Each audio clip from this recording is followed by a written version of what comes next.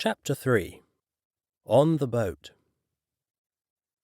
Immediately Jesus made the disciples get into the boat and go on ahead of him to the other side, while he dismissed the crowd. After he had dismissed them, he went up on a mountainside by himself to pray.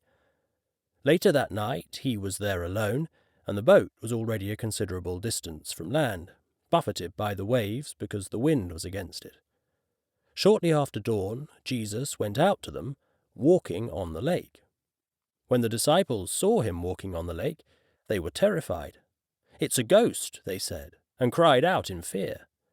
But Jesus immediately said to them, "Take courage, it is I, don't be afraid." "Lord, if it's you," Peter replied, "tell me to come to you on the water." "Come," he said. Then Peter got down out of the boat, walked on the water, and came toward Jesus. But when he saw the wind, he was afraid, and beginning to sink, cried out, "Lord, save me." Immediately Jesus reached out his hand and caught him. "You have little faith," he said. "Why did you doubt?" And when they climbed into the boat, the wind died down. Matthew 14:22-32.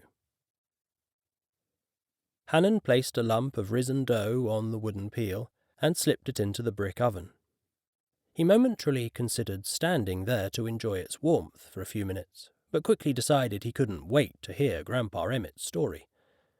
Hastily wiping his hands on his apron, he pulled his stool close to where Emmett was seated, and breathlessly said, "Okay, Grandpa, tell me your favorite bread story." Emmett was pleased with his grandson's enthusiasm. Looking him in the eye, and resting his hand on Hannon's shoulder, Emmett whispered, "On one condition." "What's that?" "I get to tell the story, and you get to remember when that bread needs to come out of the oven." "What bread?" Hannon began to say, almost forgetting about the fresh loaf he'd just placed near the coals. "Oh yeah, that bread. Got it, Grandpa." Emmett shook his head, laughing. "Well, after the crowds were fed the miraculous multiplied bread, Jesus instructed the disciples to get into a boat for a trip across Lake Galilee. Did you get to go, too?" Emmett sighed.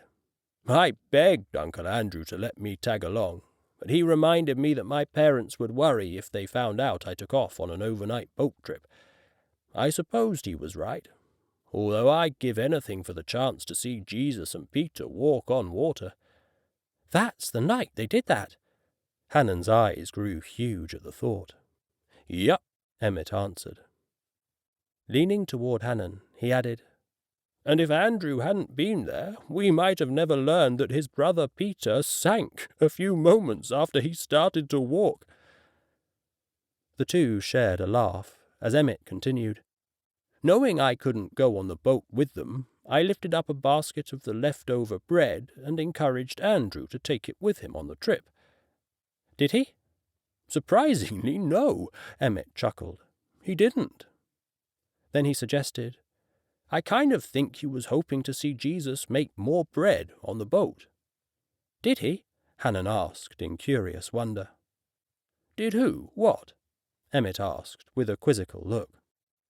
Somewhat exasperated, Hannon asked, "Did Jesus make more bread on the boat?"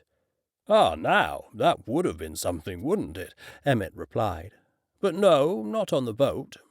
However, Jesus did make some more on the other side of the lake, which means Jesus fed 5,000 people one day and 4,000 the next."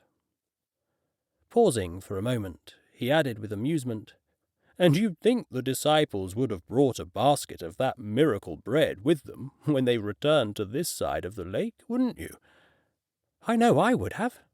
"You and me both," Emmett exclaimed, shaking his head. "But aside from the single loaf Andrew threw into his bag, they didn't bring any of the bread onto the boat." Pausing for effect, Emmett said, "But thank God they didn't." "What?" Hannon scoffed. "Why?"